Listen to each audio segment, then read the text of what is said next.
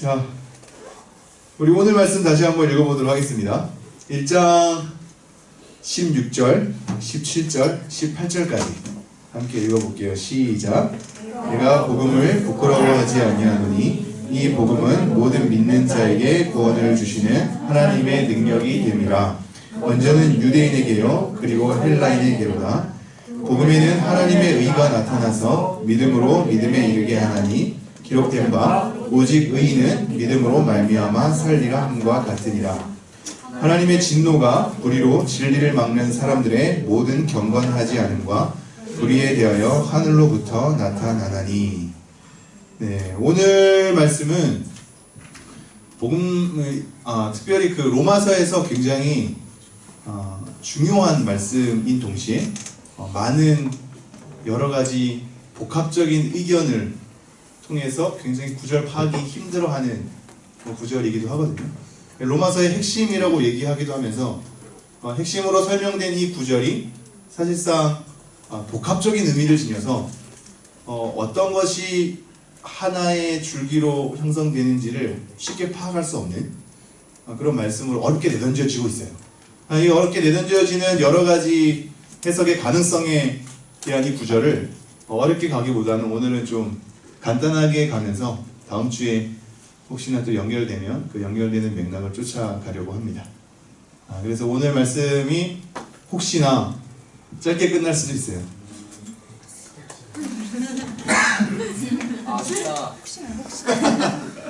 아무도 시간하지 않지만 혹시나 짧게 끝날 수도 있습니다.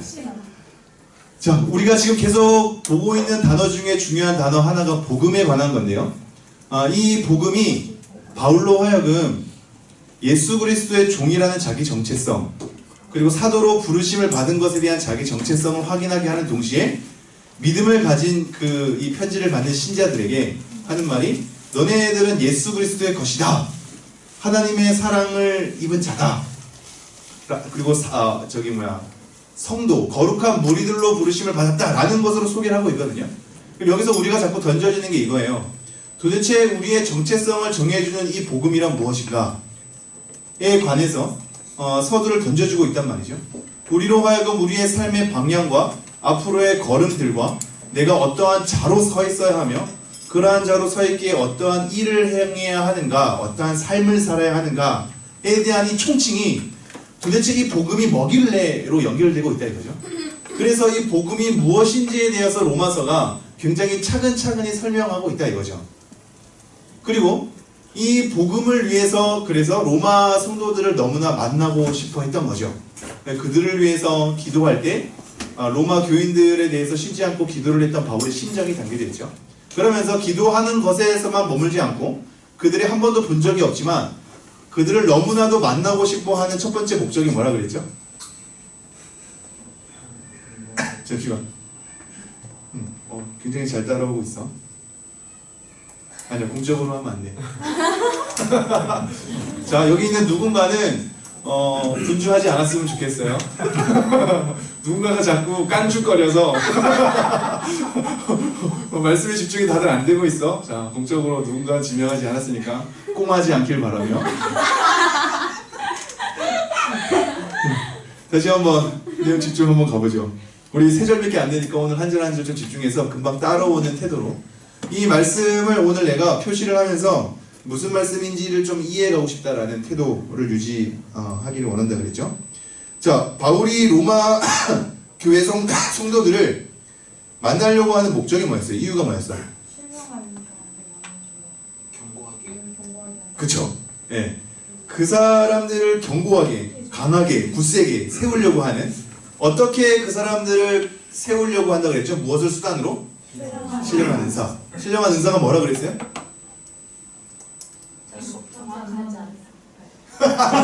네, 그쵸. 아니, 저번 주에 말한 내용은 맞지만 그 명확하지 않고 굉장히 많은 거를 통칭하고 있다라는 거를 그렇게만 받아들이고 설명하면 안 되지. 그러면 우리는 항상 모르는 게 되잖아. 이거는 명확하지 않아. 이거는 알 수 없어. 무엇 하나를 설명하고 있는 게 아니야. 여러분 혹시 기억날까? 자, 보통 은사라고 할 때 하나님께서 선물로서 우리에게 주시는, 교회의 덕을 위해서 주시는 그 사람의 고유한 그 사람이 해낼 수 있는 어떤 기능과 역할로서 우리의 은사를 던져주고자 할 때 이 은사에 대한 목록들을 고린도전서 몇 장? 로마서 몇 장? 에베소서 몇 장? 그런 것만 외우는데 그럼 전체 신령한 은사가 뭘까?는 명확하지 않아로 이제 결론 내리면 안 돼요. 그런 교회의 덕을 위한 기능적 차원에서 그리고 그 관계에서 서로에게 유익을 주는 차원에서 주는 은사는 하나님께서 주체적으로 우리에게 선물로 던져주는 것이라고 했고 그 은사에 관한 설명은 나중에 혹시 로마서 뒤편에도 나올 때가 있는데 그때 잠깐 언급을 하기로 하고요. 그거 말고도 그것은 하나님께 주체라고 지금은 바울이 나눠주는 거라고 그랬죠. 바울이 어떤 신령한 은사를 너희에게 나누어 주어 너희를 견고하게 한다고 했습니다. 이것은 어떤 하나라고 얘기할 수 없지만 하나님을 알게 되고 복음을 이해하게 되면서 믿음을 형성한 바울이 가지고 있는 하나님에 대한 경험과 암 그리고 그것을 통하여서 사도로 부르심을 받은 모든 것에 대한 흔적들 이것에 대한 복음의 이해들을 함께 나누면서 막 믿기 시작한 그들의 믿음을 더욱더 견고하게 하나님의 살아계심과 하나님의 위대하심과 하나님의 하나님 되심을 자기에 대한 복음의 이해와 경험을 담아서 그들에게 나누어주고 함께 경험함으로 또 기억함으로 말씀을 바라보게 함으로 그 사람들의 믿음을 견고히 세워져 나가는 거라 그랬죠. 그것에 대한 총칭인 거야. 이 표현이 굉장히 추상적이고 굉장히 넓어서 여러분 언어로 담아내기는 어렵겠지만 그럼에도 불구하고 좀 자꾸 담아내려고 해야 돼요.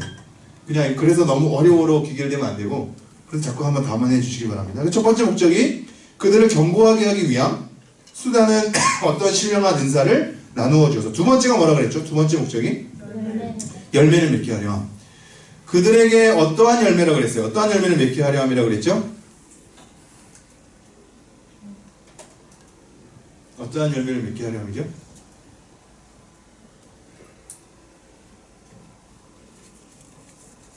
수경이 어떠한 열매를 맺게 하려 함이요?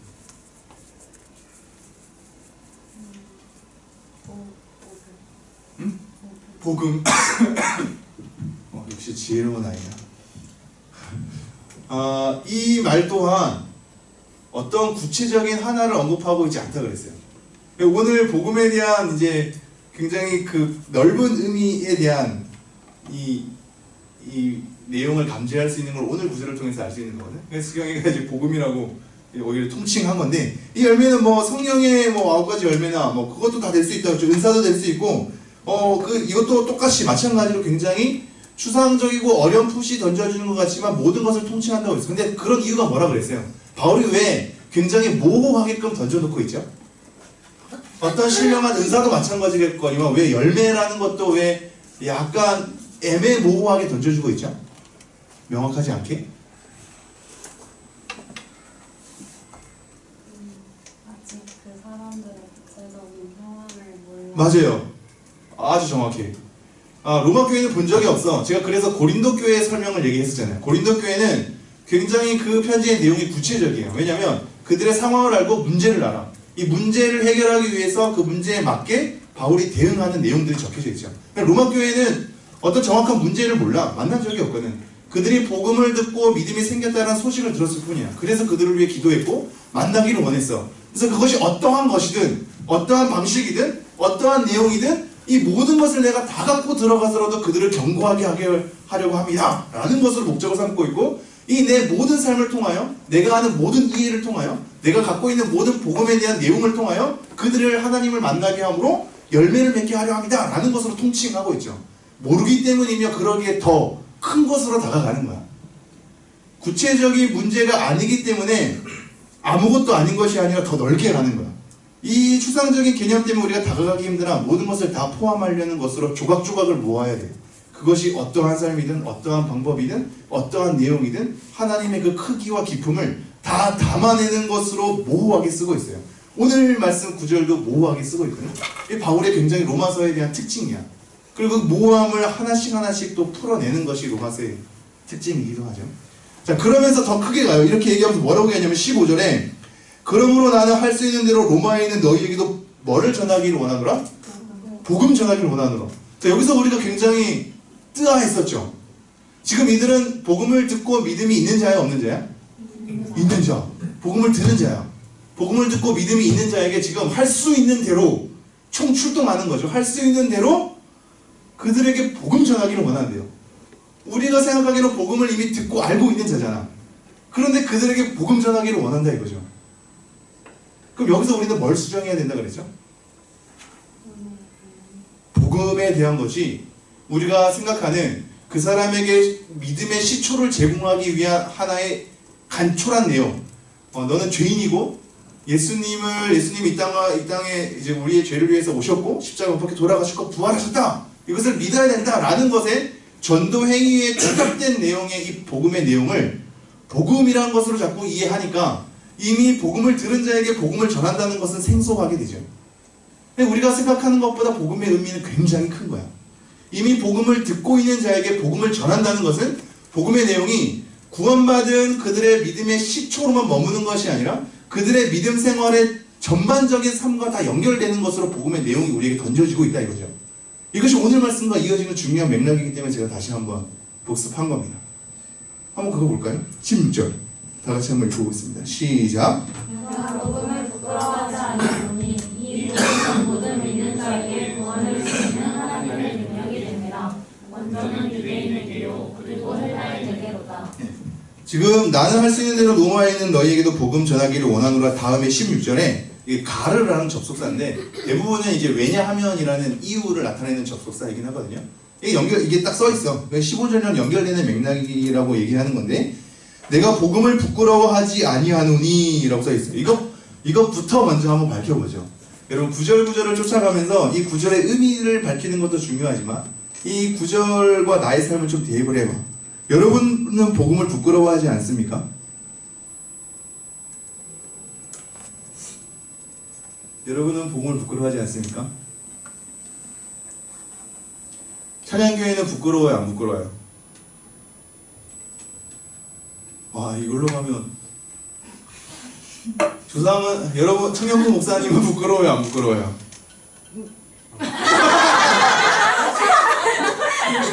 부끄러워 나가.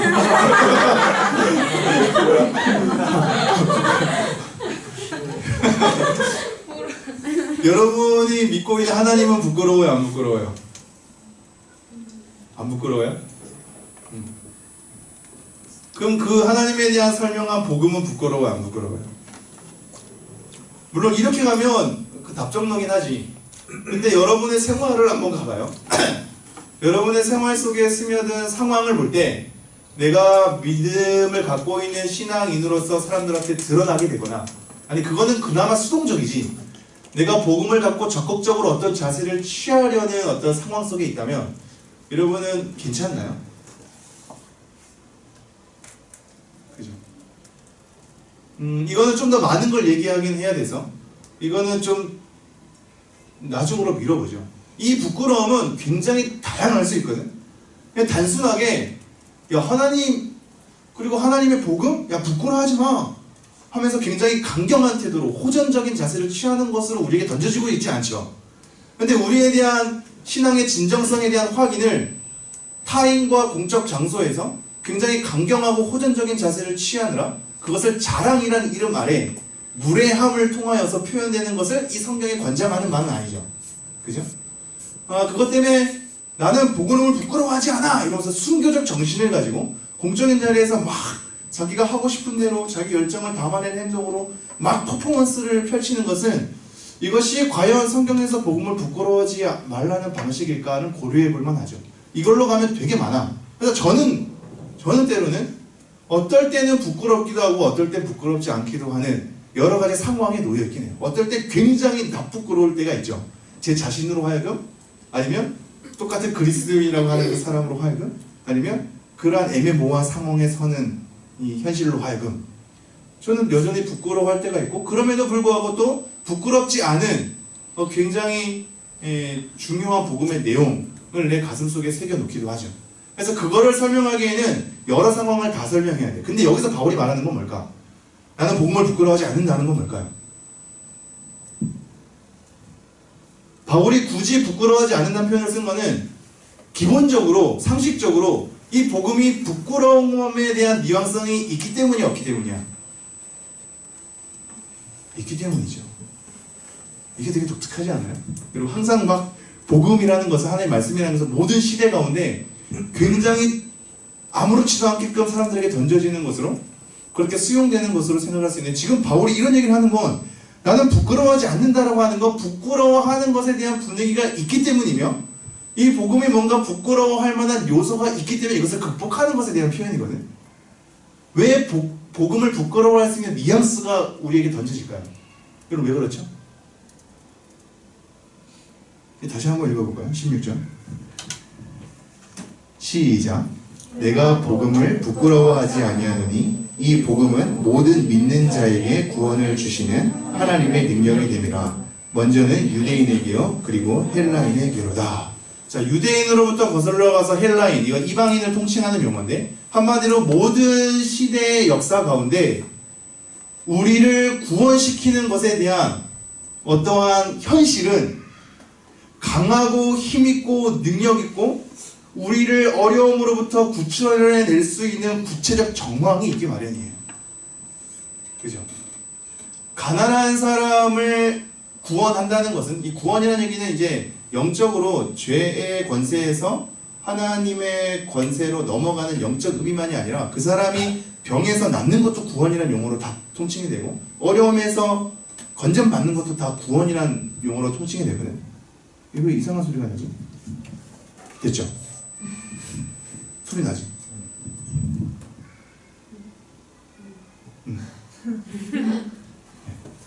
이 구원이라는 용어가 굉장히 현실적으로 다 통칭이 되어 있어요. 근데 대부분 이 구원, 즉 우리의 어려움과 우리의 여러 가지 힘겨움에서 구출해내는 것에 대한 삶이 우리가 현실적으로 마주하기 때문에 이 구원을 주는 것에 대한 존재는 굉장히 우리에게 현실적인 해결책을 주는 존재로, 굉장히 강인한 존재로 우리에게 제공이 된다 이거죠. 그것이 보통 사람들이 얘기하는 구원에 대한 맥락이었어. 그러니까 우리가 지금 이사야서를 말씀 매일마다 보고 있잖아요. 그 보고 있는 가운데 중요한 메시지 하나는 다른 것을 의지하지 말라 이거거든. 우상 그건 허망한 거야. 오직 하나님만이 신이셔. 하나님 외에 다른 분은 없어. 다른 신은 없어. 라는 것을 우리에게 던져주며, 그렇기 때문에 아수르라는 강국, 바벨론이라는 강국, 애굽이라는 강국을 의지하지 마. 오직 하나님만 의지해. 왜냐면 하나님은 그들과는 차원이 다른 존재거든. 이것을 우리에게 계속 요구를 하고 있죠. 다른 것을 의지하지 말아야 돼. 다른 것을 의지하지 말아야 되는 이 상황 가운데 지금 하나님을 제외한 사상의 중심은 뭐냐면 우리에게 현실적인 강함을 주십시오라는 거거든요. 그것이 이방 세계 가운데 그들이 가지고 있는 중요한 가치관으로 우리에게 제공되어 있죠. 그러니까 쉽게 말하면 이거예요. 우리를 구원해 줄 수 있는 내용 정도가 되려면 강인한, 위대한, 엄청난 능력을 가진 자가 우리를 현실적으로 그 삶에서 벗어나게 하는 결과를 가져올 수 있을 때 이거는 구원을 줄 만한 거야 라는 것으로 던져지게 되죠. 그래서 수많은 이방의 신들 아니면 여러 가지 철학들이 우리 스스로의 힘에 의해서 그 지경에 이르는 철학적 사유를 갖고 있거나 아니면 다른 존재에게 기대임으로 인해서 그것을 극복하려는 것에 대한 뉘앙스가 우상적 형태로 많이 등장하죠. 근데 그래서 왜 부끄러운 뉘앙스가 이 복음이 지니는 거예요? 우선은 크게는 이렇게 갑니다. 잘 봐봐요. 여러분의 복음을 한번 잘 생각을 해봐. 하나님이 여러분에게 나타나나요? 하나님이 여러분이 가난할 때 동전을 던져주십니까? 여러분이 배고플 때 밥을 던져주세요? 사실 나에게는 그렇게 하시긴 했는데 여러분에게는 하지 않을 겁니다. 여러분에게는 하지 않고 나에게는 그런 적이 많이 있으셔서 진심으로, 물론 이제 다른 사람을 통해서 그렇긴 했지만 여러분에게 나타나셔서 여러분의 어려움을 현실적으로 건져내 주시는 방식으로 우리에게 소개되어 있지 않거든요. 여러분이 하나님의 음성을 듣습니까? 뭘 듣습니까? 그죠? 이것 때문에 이방인들이 보기에는 복음에 대한 내용이 크게 메리트가 없는 거야.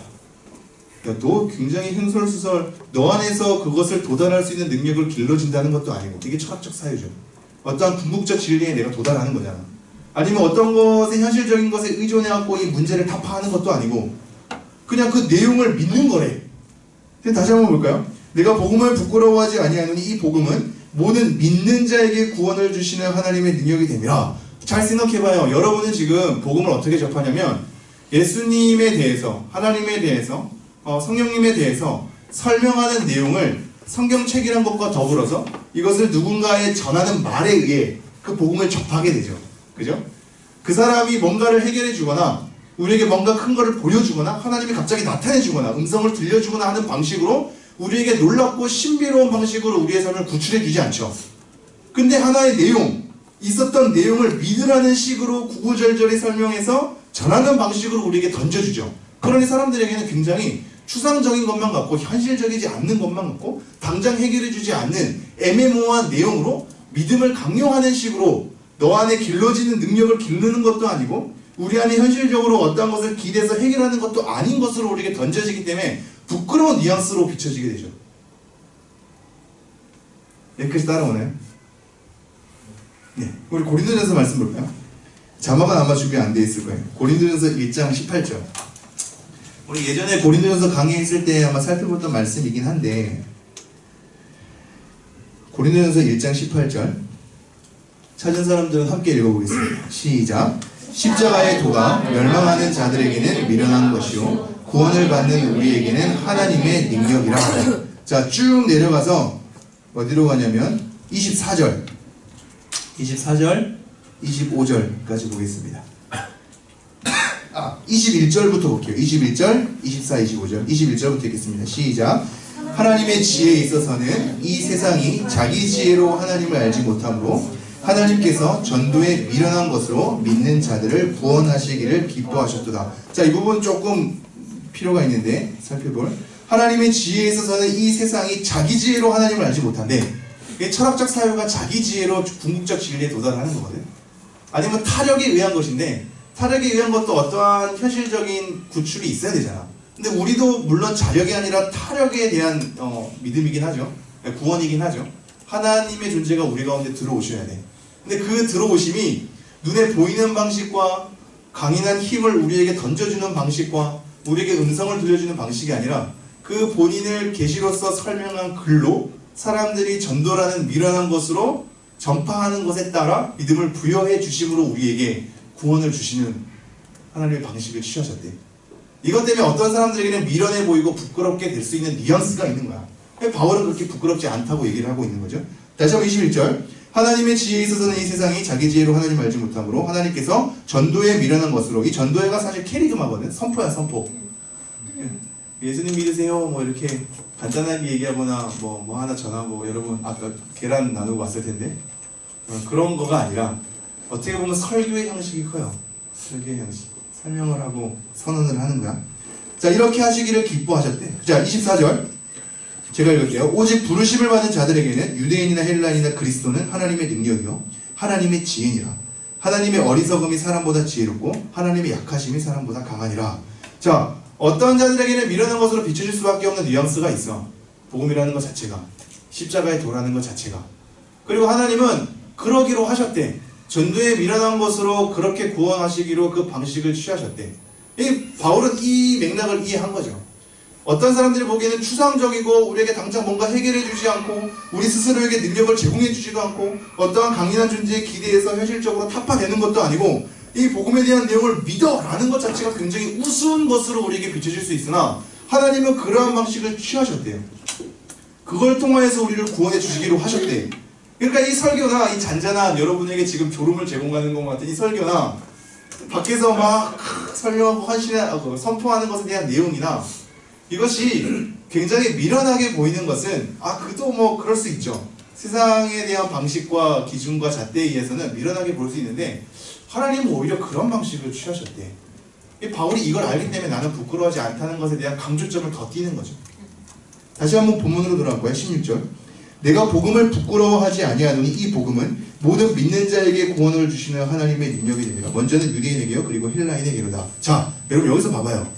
왜 부끄러워하지 않냐면 너네들의 방식 알아. 너네들이 왜 이것을 미련한 것으로 생각하는 건지 나도 알아. 내 스스로도 이것이 현실적으로 뭔가 던져주거나 강인한 존재가 내비쳐주거나 우리의 문제를 그냥 즉시로 해결해주거나 하는 방식으로 취하고 있지 않음을 알아. 근데 하나님께서 이런 방식을 취하셨는데 이것에 대해서 믿는 자에게 구원을 주는 방식으로 취했기 때문이야 라고 우리에게 얘기하고 있어요. 이게 되게 중요하거든요. 복음은 모든 믿는 자에게 구원을 주신 하나님의 능력이 됩니다. 하나님의 능력이 된대. 복음은 하나님의 능력이야. 아까 얘기했잖아요. 강인한 거 보여주지 않고 뭔가 우리에게 능력을 제공해주지 않고 우리에게 뭔가 해결해 줄 수 있는 어떤 그런 힘을 길러주지 않고 그래서 우리 스스로 그것을 구원해낼 수 있는 것에 대해서 연결해 주지 않고 현실적으로 뭔가 문제를 극복하는 것으로 내비쳐주지 않는다라고 얘기했죠. 그런데도 불구하고 지금 바울은 하나님의 능력을 다른 관점에서 보고 있어.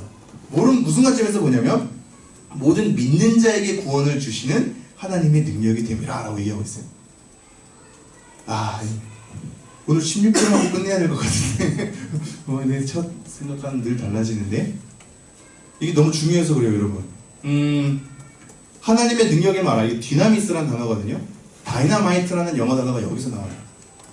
폭발력 있는 것에 대한 잠재성을 가지고 있는 게 하나님의 능력인 건데 이 하나님의 능력이 지금 어떠한 방식으로 오냐면 여러분이 생각하는 것처럼 음성을 들려주고 하나님의 강인함을 나타내는 것을 했다면 이방 세계의 가치관과 똑같이 근데 모든 믿는 자에게 구원을 주신 하나님의 능력으로 복음을 던져주고 있대.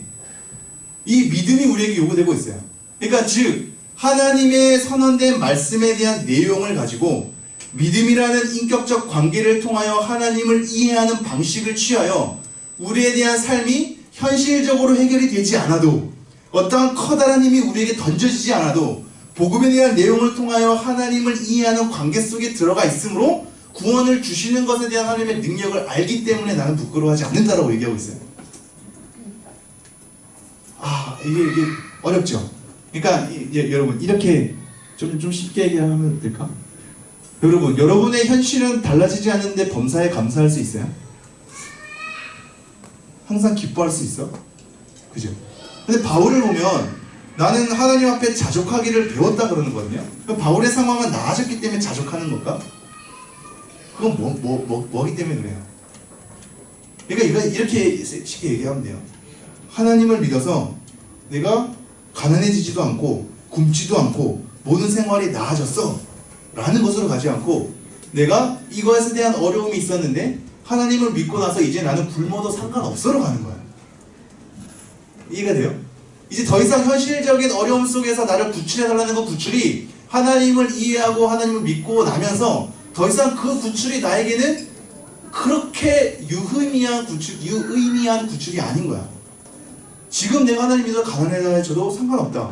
왜냐면 그 가난이 예전에는 나의 삶을 올가매는 굉장히 근간이었는데 더 이상 그 가난은 나의 삶을 올가맬 수 있는 근간이 될 수 없다로 가는 거예요. 그러니까 자족할 수가 있는 거예요.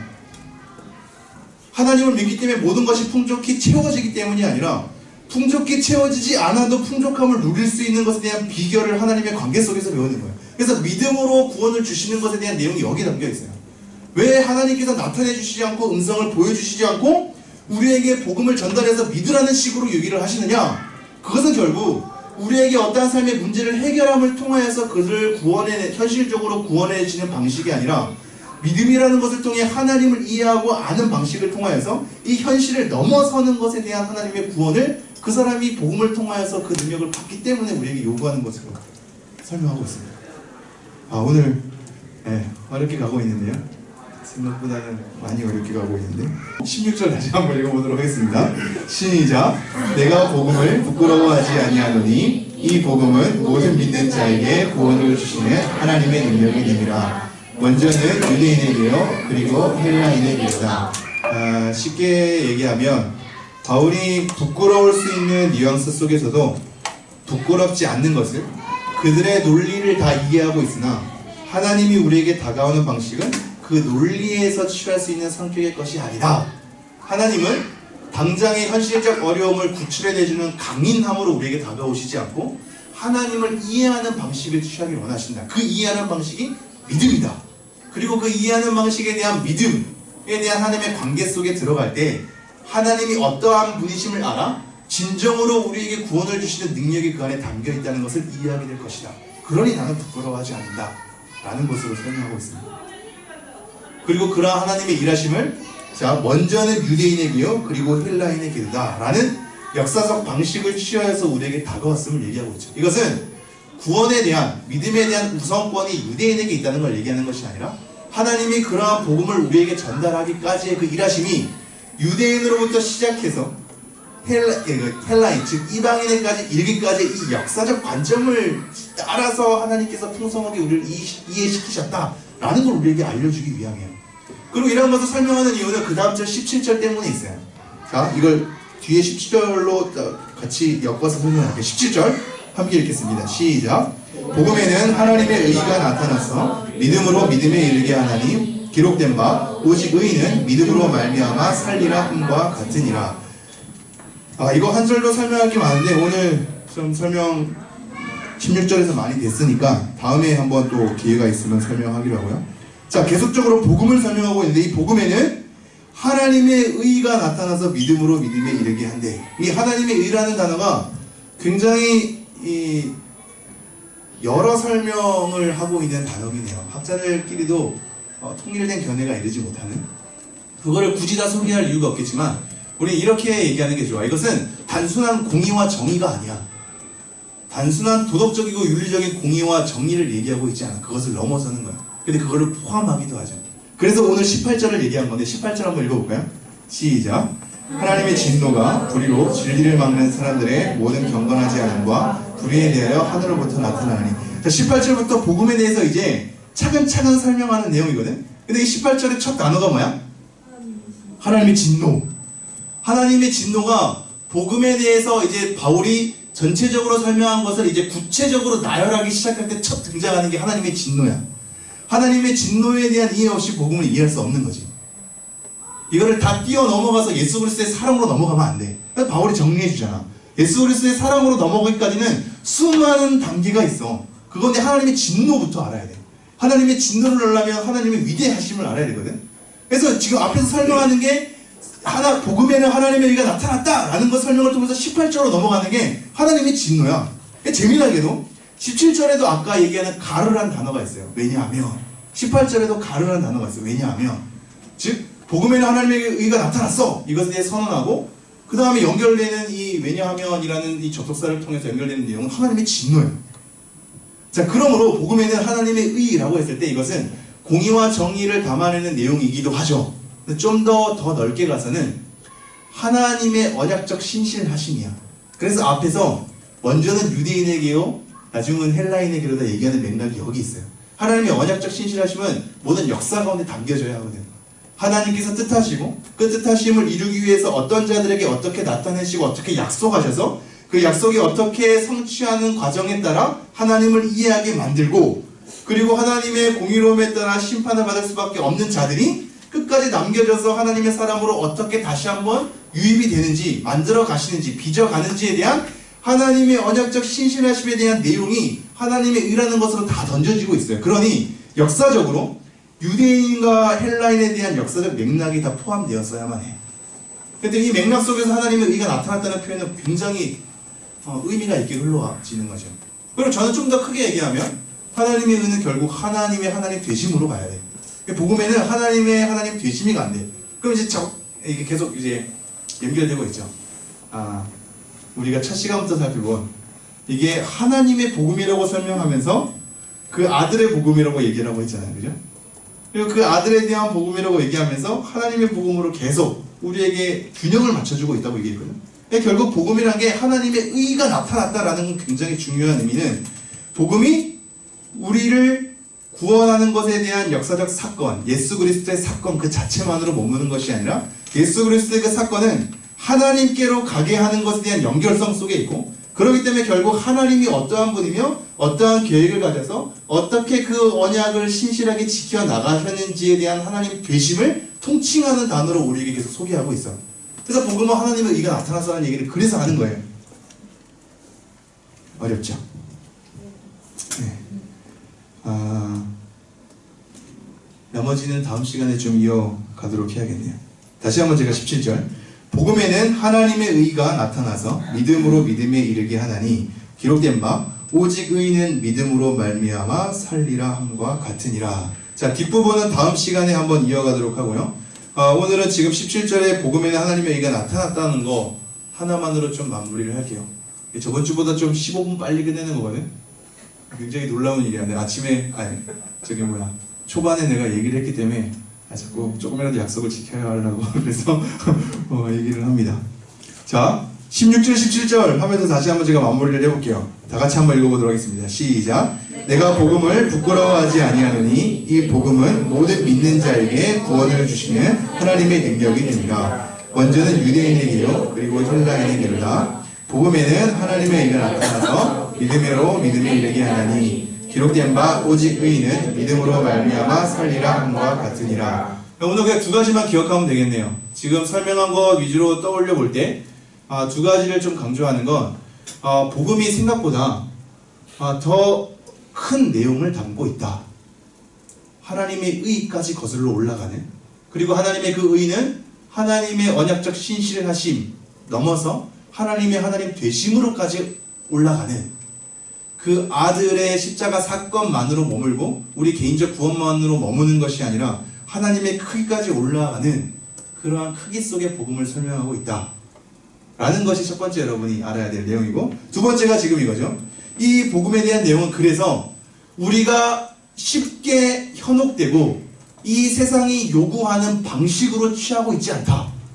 강인하고 우리의 문제를 해결하고 하나님이 뭔가의 권능을 보여주고 음성을 들려줘서 엄청 신비스럽고 놀라운 일로 우리를 단번에 이 현실을 극복하게 하는 것으로 우리에게 방식을 취하지 않고 믿는 방식을 취했다. 그 믿는 방식은 하나님을 이해하는 것이고, 하나님을 이해함에 따라 우리의 현실이 그냥 그대로 머물러 있다고 할지라도 하나님 때문에 그 현실은 우리에게 더 이상 우리의 삶의 근간을 흔드는 것이 되지 않는 방식으로 그러한 결과로 가져오는 하나님의 능력을 복음에서 맛볼 수 있다. 이 두 가지, 제가 두 가지로 정말 잘 줄였습니다. 여러분, 이 두 가지로 여러분이 복음을 다시 이해하면서 다음 주부터 복음을 좀 더 구체적으로 한 걸음 한 걸음 가볼게요. 하나님의 진노부터 시작해서 17절의 후반부도 좀 살펴보도록 하겠습니다. 기도하도록 하겠습니다.